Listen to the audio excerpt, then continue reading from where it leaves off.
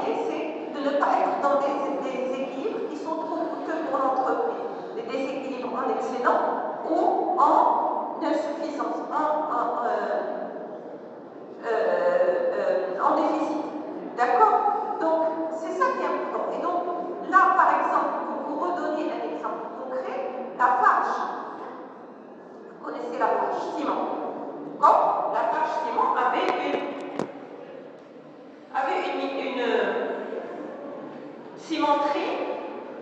cimenterie dans la région de Tétouan. Mais c'était une cimenterie ancienne et qui demandait beaucoup plus d'effectifs, beaucoup plus. Et donc, la Forge avait décidé de fermer cette cimenterie et de construire une autre cimenterie. Mais en construisant une autre cimenterie avec des procédés plus modernes, elle n'avait plus besoin de tout l'effectif qu'elle avait dans l'ancienne cimenterie. Donc, qu'est-ce qu'elle a fait? Surtout que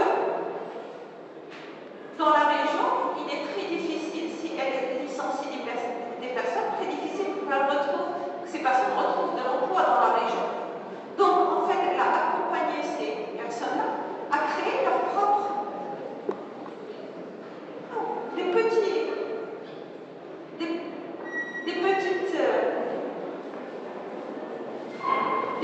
entreprises, soit d'électricité, soit... Pourquoi? Parce que c'était des électriciens qui étaient en trop, c'était des mécaniciens qui étaient en trop, etc. Et en fait, quand on dit les accompagner, ça ne veut pas dire qu'elle va... Ça ne veut pas dire nécessairement qu'elle paye pour eux pour qu'ils créent, mais en fait, c'est avec leur indemnité de départ qu'elle va les former pour qu'ils créent leur propre emploi. Et donc, elle a résolu un problème social, parce que ces personnes, si elles les avaient licenciées, elles vont se retrouver au chômage, très difficile de retrouver de l'emploi dans la région.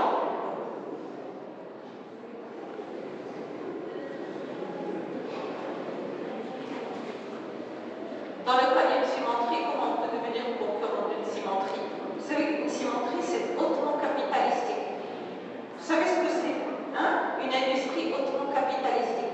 Et une industrie qui est hautement capitalistique, les barrières à l'entrée sont énormes. Donc, ce n'est pas un électricien qui travaille dans une cimenterie qui va devenir le concurrent d'une cimenterie. Vous comprenez? Donc là, vous revenez aux bases de l'économie, vous allez comprendre. Ok? Donc, mais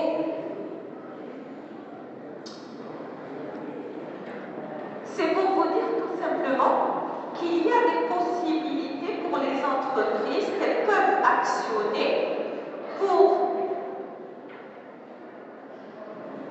pour répondre à ce besoin d'adéquation tout en optimisant aussi bien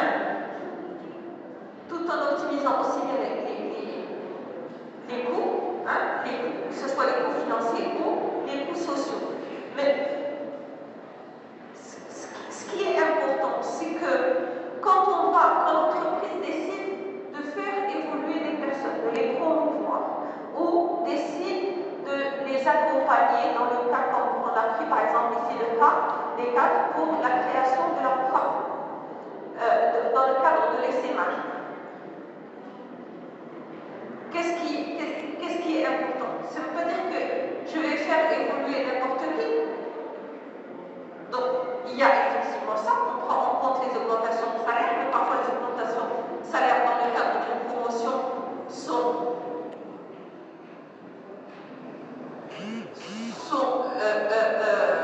moindres que des recrutements externes, mais surtout, on ne va pas faire évoluer, on ne va pas promouvoir n'importe qui.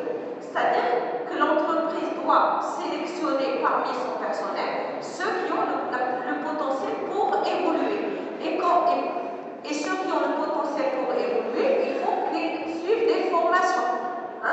Donc, l'entreprise, pour investir en formation et en temps, pour qu'au moment où elle va en avoir besoin, elle ait les ressources nécessaires qui vont occuper les emplois dont elle a besoin. Si elle ne fait pas ça de manière anticipée, ce n'est pas du jour au lendemain, je vais prendre, les personnes ne sont pas des objets, je vais prendre ici et je vais poser là. L'essentiel de tout cela, c'est que cette évolution l'évolution, elle doit assurer une évolution de carrière qui doit être raisonnable à l'ensemble de ses collaborateurs, donner la possibilité d'évolution, quand on dit à l'ensemble de ses collaborateurs, mais ceux qui ont quand même le potentiel pour évoluer. Et donc, tous les besoins, une fois qu'on a fait ça, tous les besoins qui n'ont pas été comblés en interne, à ce moment, on sait exactement quels sont ceux qui nous restent et qu'on doit aller recruter en externe. Et c'est ça qui est important. Donc, voir,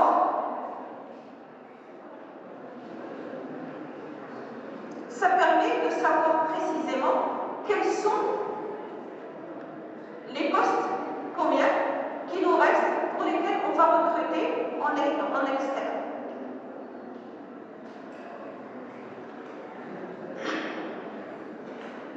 Autre élément aussi, par rapport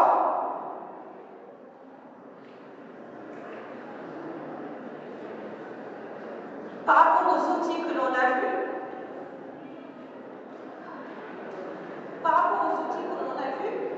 je vous ai dit les différents indicateurs, parce que les indicateurs de structure, etc.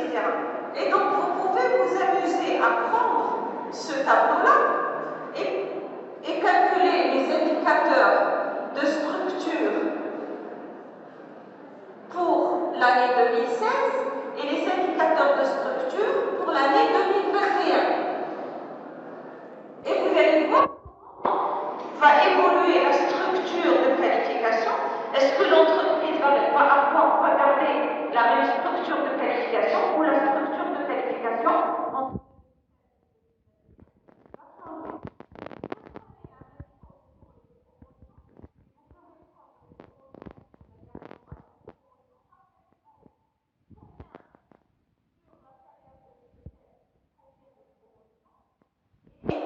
est-ce que le taux est en fait le nombre de promus sur l'effectif. D'accord? Ouais. On peut le faire par catégorie, etc. Si on a un taux de promotion qui est trop élevé pour une certaine catégorie, ça veut dire que l'entreprise va faire le choix plutôt de recruter que de promouvoir. Comprenez? Et donc, c'est à ça que servent aussi les indicateurs. Les indicateurs de mouvement. Concernant les indicateurs de mouvement, par exemple, ici, on n'a pas beaucoup de détails, mais si on avait, par exemple, le nombre de démissions, je pense qu'on l'avait, le nombre de démissions, etc. Le nombre de démissions par catégorie. Parce que si entre deux dates,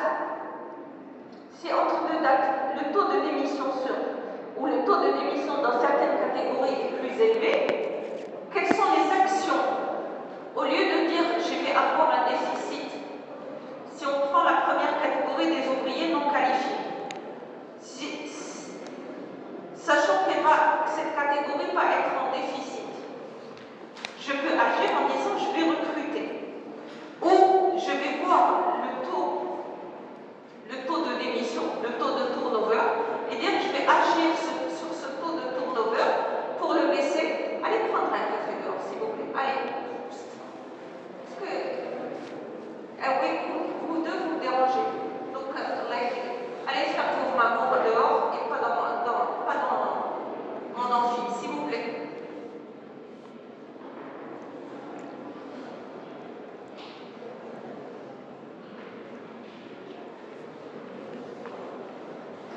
Vous comprenez? Au lieu de voir à recruter, si j'ai un taux de démission élevé, je vais faire en sorte d'améliorer peut-être les conditions de travail, d'améliorer le climat social pour diminuer le nombre de personnes qui partent du fait de démission pour garder le personnel. Vous comprenez? Et donc, c'est à ça que servent ces indicateurs aussi pour l'entreprise. Donc, quand l'entreprise élabore, et c'est ça ce que je vous expliquais la dernière fois, quand elle élabore des indicateurs et qu'elle les surveille entre deux périodes, c'est pour voir dans quel sens vont ces indicateurs. Est-ce qu'ils vont dans le sens que l'entreprise souhaite ou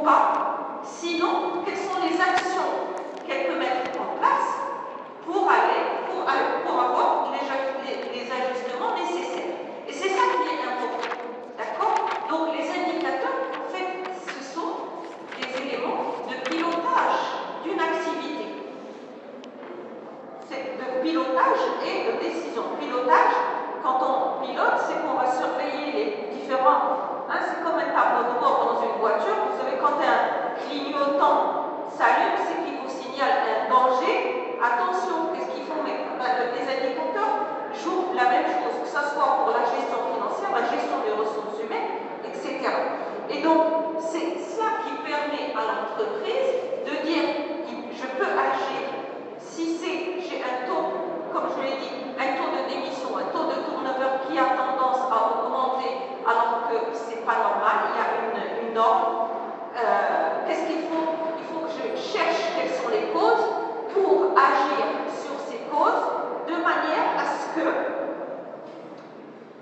et garder le personnel pour ne pas avoir à aller chercher, recruter, être toujours dans des mouvements d'entrée-sortie. Parce que les mouvements d'entrée-sortie, à chaque fois que vous recrutez des personnes, juste, elles commencent à apprendre le travail et elles quittent l'entreprise et vous devez refaire déjà le temps du recrutement, le temps d'adaptation, le temps qu'elles deviennent productives et elles vont partir. Ben, voilà, il faut tout refaire, ça veut dire que c'est beaucoup de coûts pour l'entreprise. Donc on n'entre pas dans une entreprise, enfin l'entreprise n'a pas intérêt à avoir du personnel qui tourne trop rapidement, notamment pour les postes qu'elle estime être, surtout stable, les postes clés. Quels sont les postes les plus importants pour lesquels elle a besoin d'une stabilité du personnel? Et ce sont ces éléments-là qu'elle va surveiller.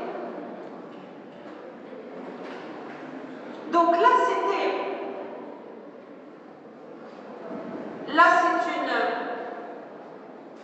c'est une étude de cas.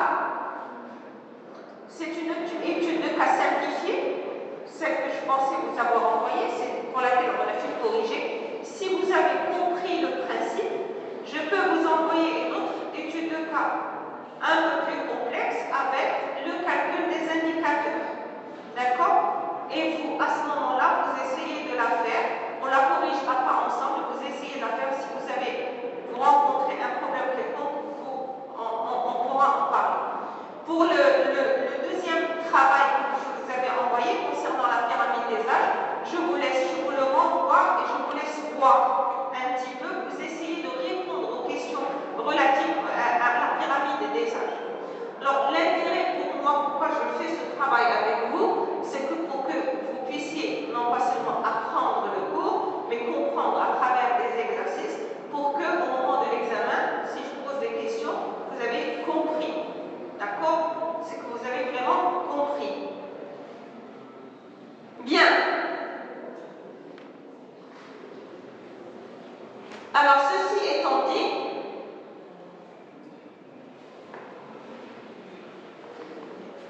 on en était resté la dernière fois au recrutement, n'est-ce pas?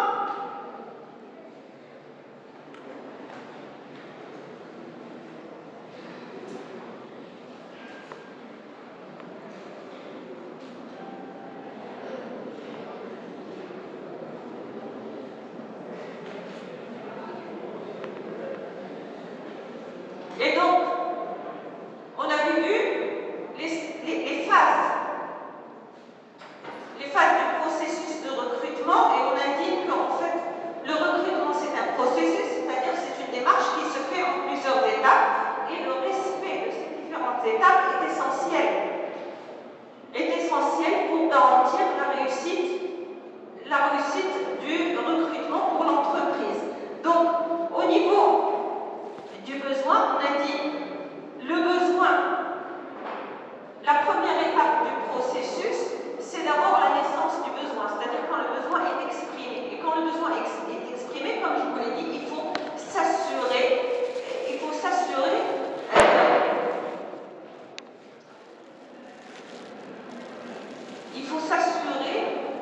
de ce besoin. Est-ce que c'est un besoin permanent ou c'est un besoin ponctuel? Si c'est un besoin ponctuel, on n'a pas besoin d'y répondre par un recrutement, surtout un recrutement permanent, parce que c'est un coût pour l'entreprise, parce qu'une fois que, par exemple, la hausse d'activité est terminée, on va se retrouver en sureffectif. Donc, on n'a pas besoin de recruter. Si on a, par exemple, un besoin qui est ponctuel parce que c'est dû à une hausse d'activité,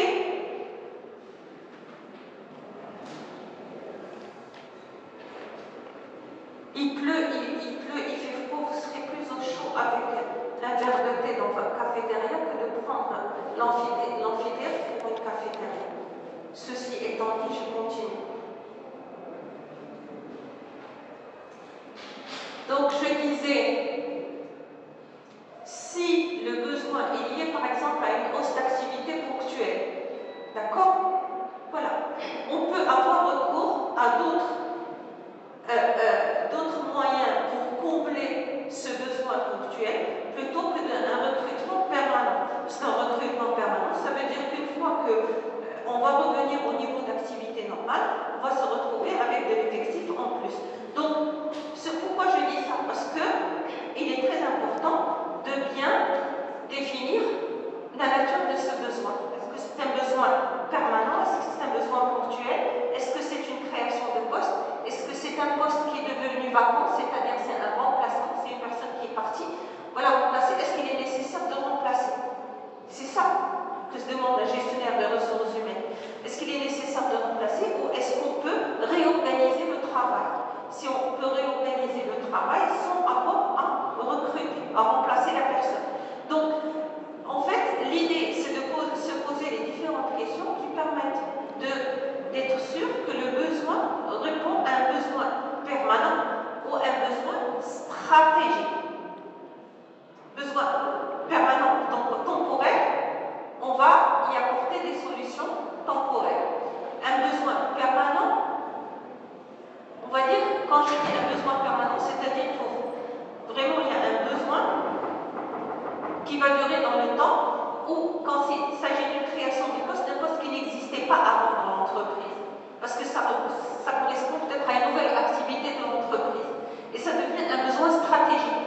D'accord? À ce moment-là, puisqu'on n'avait pas ces compétences en interne, il faut absolument recruter. Et donc, cette phase-là, cette première phase est importante pour l'entreprise, pour qu'elle ne fasse pas d'erreur dès le départ. Parce que si elle fait une erreur dans l'expression du besoin, ça va se répercuter, elle va faire tout le processus et elle va se retrouver avec du personnel qui par la suite va être en sureffectif. Et donc c'est là où le rôle de la gestion prévisionnelle des emplois et des compétences est important parce que ça permet d'anticiper le besoin de manière prévisionnelle. Puisque comme on l'a vu dans l'exercice de gestion prévisionnelle, si je fais suffisamment à l'avance la démarche de gestion prévisionnelle, je sais que dans 5 ans, il va me manquer tant de personnes, certaines que je pourrais combler en interne, mais d'autres que je ne pourrais pas combler. Donc la gestion prévisionnelle, elle permet véritablement d'objectiver le besoin en recrutement. Parce qu'elle va me dire de manière prévisionnelle à quel moment et sur quel poste je vais avoir des besoins que je ne pourrais pas combler en interne. Donc, quand on a le recrutement, on va se référer à la gestion prévisionnelle. Et donc, ça, c'est, comme on l'a dit, c'était la première étape. La deuxième étape, c'est le contenu du besoin. Le contenu du besoin, c'est-à-dire, en fait, préciser quels sont les besoins, quels sont les critères du poste, parce que ce sont les critères du poste qui vont me permettre de dire voilà le profil de la personne que je dois chercher. D'accord? Donc, l'établissement de la fiche de poste qui permet de dire voilà les caractéristiques, voilà le travail qui doit se faire dans le poste et voilà les caractéristiques du poste. Et c'est ça, ce descriptif de poste, cette fiche de poste, elle va être utile. Il y a 2 points de vue. Et en fait, elle va être utile aussi bien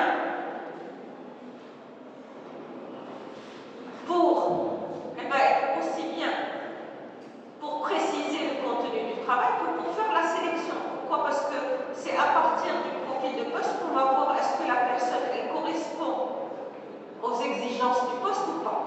Donc, c'est utile. Alors, ce que j'essaie de faire, c'est de vous montrer.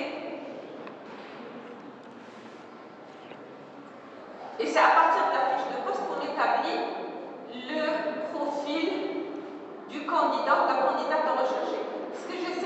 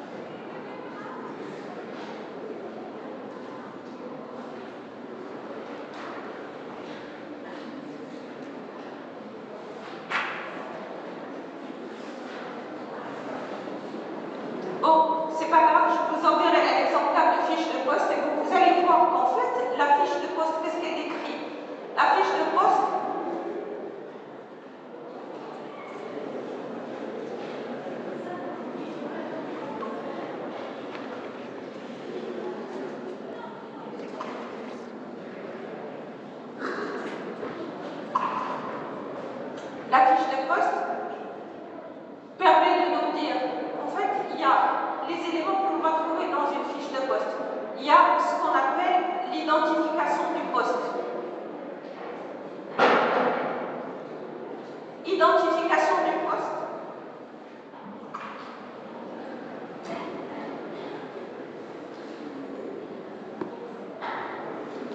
Dans l'identification du poste, en fait, on va trouver l'intitulé du poste.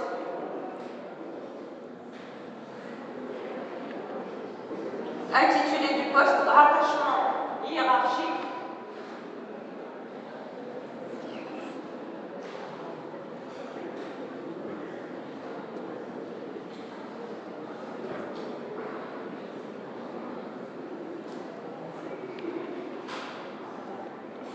Et le statut. Donc, quand je dis l'intitulé du poste, par exemple, responsable des ressources humaines, c'est l'intitulé du poste. Rattachement hiérarchique, direction des ressources humaines. Statut, cadre, ou technicien, agent de maîtrise, et c'est ça. Ça permet de situer le poste par son intitulé. La deuxième rubrique permet de dire en fait quelle est la mission du poste. Quelle est la mission du poste, c'est-à-dire quel est l'objectif que doit atteindre ce poste par rapport aux besoins de l'organisation. Et donc la mission du poste, c'est la deuxième rubrique, et c'est cette mission du poste qui est déclinée en tâches et activités.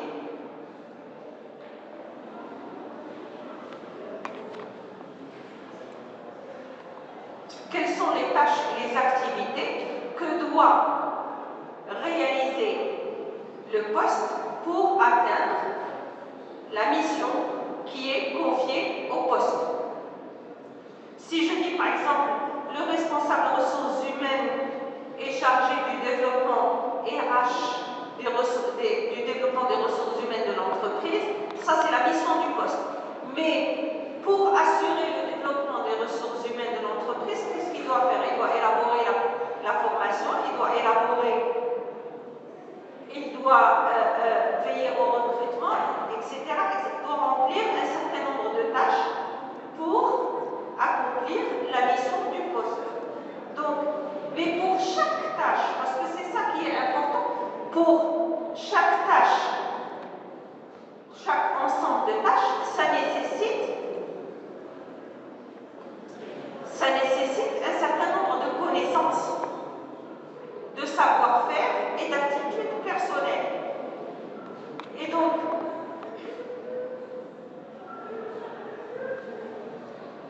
et c'est pour ça qu'on les précise, parce que c'est ce qui va nous permettre par la suite de définir ce qu'on appelle le profil du poste, en termes de connaissances, en termes de savoir-faire et en termes de savoir-être, d'aptitude personnelle. Et on le définit à travers les différentes composantes. Par exemple, si je dis, on doit élaborer la politique de formation de l'entreprise. Élaborer la politique de la formation, donc, qu'est-ce que ça demande comme compétence? Ça demande de bien maîtriser tout ce qui est relatif au programme pédagogique de formation. Ça nécessite de maîtriser tout ce qui est relatif à ce qu'on appelle les contrats spéciaux de formation. Ça, c'est en termes de connaissances. En termes de savoir-faire, ça nécessite une expérience déjà dans la pédagogie, par exemple, de la formation des adultes. Et en termes d'aptitude, pour pouvoir gérer une formation, etc., il faut avoir l'aptitude à bien communiquer. Et donc, quand je dis cela, je dresse le profil de poste et je sais quel est, déjà si on donne une idée sur quel est le profil de candidat qui va correspondre au poste. Parce que, donc, une fois que je définis la mission, tâche, activité, je mets le profil de poste. Profil de poste en termes, comme je vous l'ai dit, de savoir-faire et savoir-être.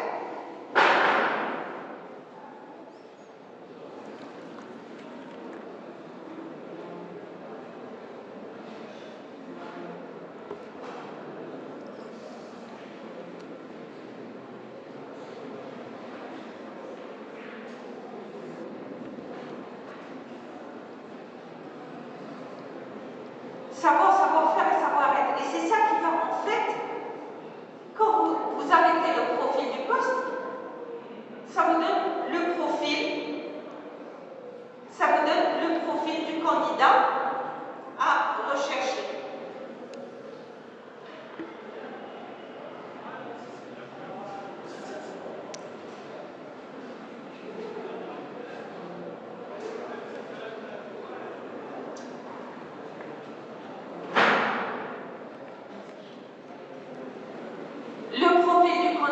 rechercher, comme je l'ai dit, parce que ça permet de définir les compétences et les qualités attendues, préciser la formation et l'expérience requise.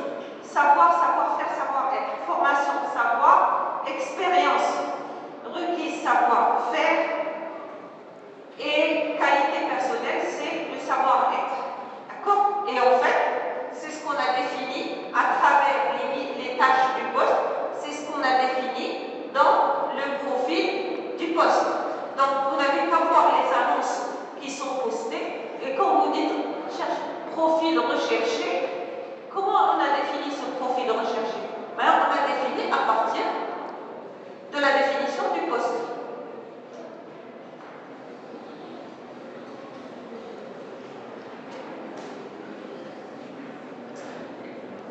Et donc, c'est ça qui permet par la suite de dire, de savoir sur quoi on va communiquer.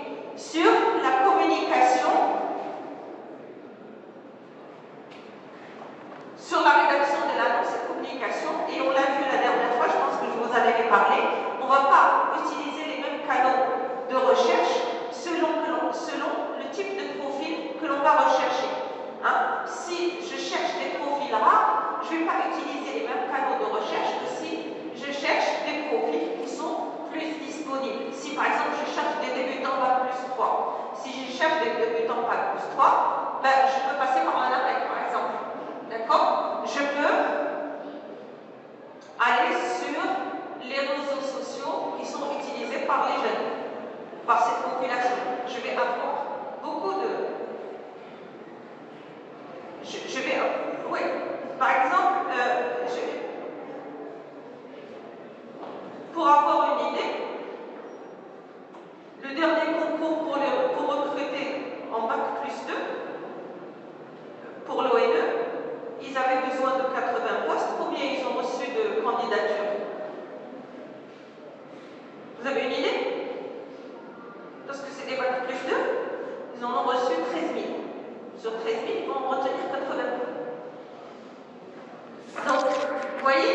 Donc ça, c'est au niveau du public, ils ont un profil rare. Il faut que je maximise les chances de trouver ce profil rare. Donc, je vais aller sur des réseaux professionnels ou sur de l'approche directe. D'accord? Par contre, si je vais sur des profils qui sont plus débutants, plus communs, pas avec des qualifications rares, ben je peux utiliser les réseaux institutionnels. Quand je dis les réseaux institutionnels, ça peut être l'ANAPEC, ça peut être, c'est-à-dire les sorties d'école, comme on fait les forums des écoles et on va prendre des lauréats d'école. Donc ça aussi, et ça dépend en fait de la politique de l'entreprise et des profils qu'elle recherche. Et donc elle va adapter les canaux en fonction de ça. Et pour vérifier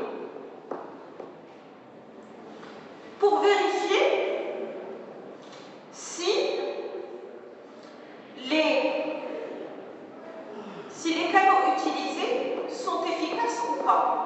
Là encore, elle va établir ces indicateurs.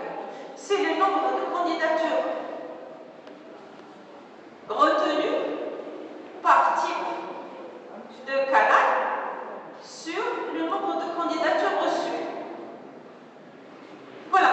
Et donc, ça me dit très vite quel est le canal qui est le plus efficace pour le type de candidature que je recherche. Ça, c'est un premier indicateur. Le deuxième indicateur, c'est le délai entre le moment de l'annonce et le moment du recrutement. Si on a passé un délai très important, peut-être que l'efficacité n'est pas bonne et il faut redimensionner. Donc, à chaque fois, il y a des indicateurs que l'entreprise peut élaborer et qui vont lui permettre de suivre. Il n'y a pas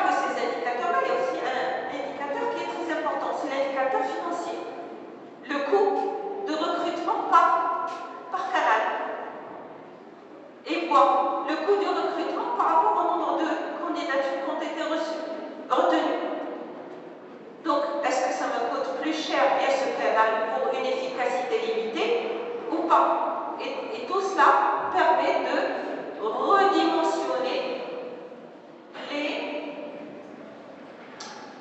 les canaux qui vont être les plus efficaces. L'objectif étant de recevoir le nombre de candidatures suffisant par rapport aux besoins de l'entreprise. Et non pas l'objectif n'est pas de recevoir un grand nombre de candidatures, mais qui ne répondraient pas aux besoins de l'entreprise. D'autant plus, comme je vous l'avais dit la dernière fois, la phase de sélection, dans la phase de sélection, la phase de sélection qui elle-même comporte plusieurs étapes, dans la première phase de sélection, il y a pratiquement 90 à 99% des CV qui vont être éliminés. Et donc, il ne resterait plus que les 10%, parfois les 1% des candidatures qui vont être traitées. Donc, et c'est ce qui rend l'obligation, enfin, c'est ce qui fait que, et ça, c'est pas du côté de l'entreprise, mais du côté des salariés, des candidats, c'est comment pouvoir passer la première étape de sélection, c'est-à-dire pouvoir être sûr que notre CV va être retenu. Et c'est ce dont je vous avais parlé la dernière fois, quelles sont les informations de recherche, quelles sont les informations que le recruteur recherche, qu'il veut trouver dans un CV. Et les éléments, ce qu'on appelle les éléments de forme et de fond. Il y a des éléments de forme qui font que le CV va être systématiquement éliminé. Un CV où il y a plusieurs fautes, un CV qui est mal présenté, un CV qui ne correspond pas, il y a des normes de présentation qui ne correspondent pas aux normes de présentation, va être éliminé d'office. Concernant le fond, qu'est-ce que cherche à voir le recruteur? Des informations relatives à l'âge, à la formation, les compétences, l'expérience et les compétences. Voilà qui je suis. Voilà qui je suis, ce que je sais et ce que je sais faire. Mais en fait, un CV, c'est ça ce qu'il dit. Un CV, principe.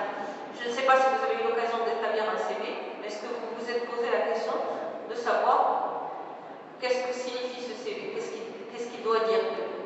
Un CV doit dire de vous, voilà qui je suis, voilà ce que je sais, donc en termes de connaissances, de formation, etc.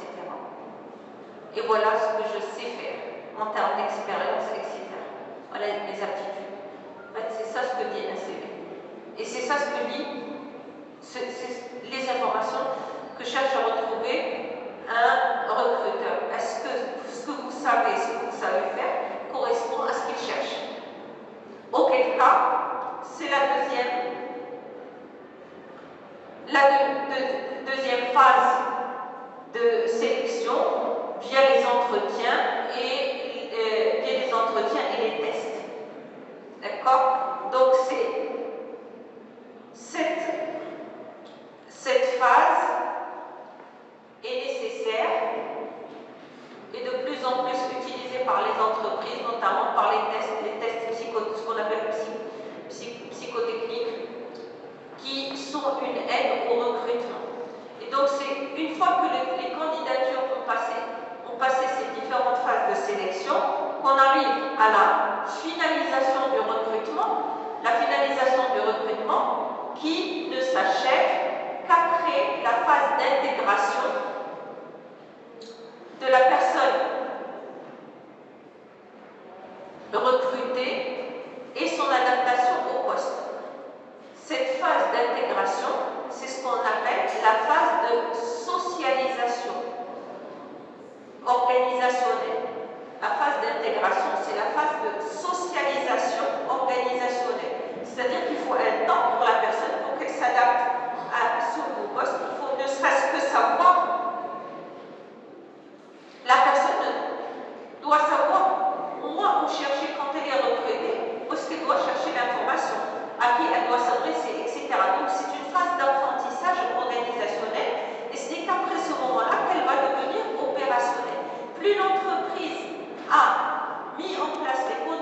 favoriser cette socialisation organisationnelle, plus la personne va devenir plus rapidement opérationnelle.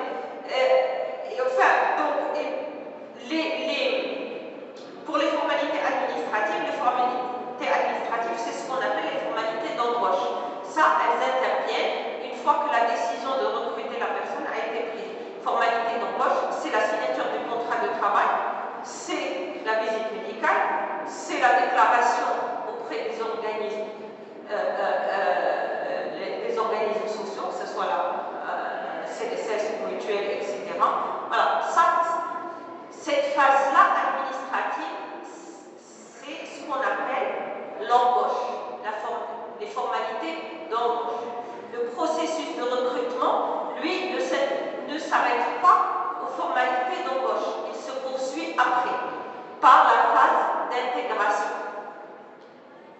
Et en général, c'est pour ça qu'il y a aussi une période d'essai dans le contrat de travail, cette période d'essai qui permet aux salariés et à l'entreprise de voir si effectivement, de voir pour le salarié si le poste répond effectivement à sa motivation et pour l'entreprise de voir si la personne répond moins bien à ses besoins. Et donc, durant cette période d'essai, on dit que le contrat de travail n'est pas définitif. Il ne devient définitif qu'après cette phase, cette période d'essai. Alors la période d'essai, bien entendu, la période d'essai, elle est déterminée légalement. Elle peut aller de 3 mois renouvelables une fois pour les cadres à 15 jusqu'à 6 mois pour les cadres, pour les ouvriers, etc. D'être de 15 jours renouvelables une fois, donc elle peut aller jusqu'à 1 mois. En aucun cas, l'entreprise ne peut dépasser cette période d'essai. Par exemple, à 6 mois et 1 jour, le contrat devient définitif. Et donc, on ne peut pas y mettre un terme sans être exposé à des indemnités de licenciement que l'on doit payer aux salariés. D'accord? Donc, voilà pour le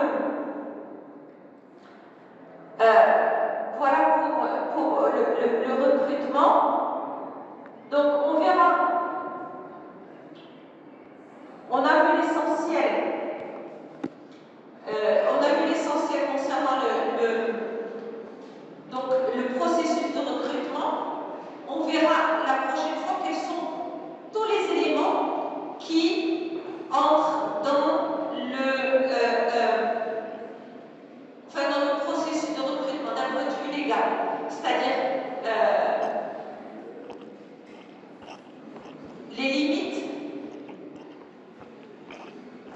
qui sont imposées à l'employeur dans le choix du candidat, notamment ne pas faire de discrimination à l'embauche, les clauses que doit contenir un contrat de travail, etc. Donc ce sont les éléments qu'on verra la prochaine fois avant de passer au chapitre suivant. D'accord? Donc on peut arrêter là.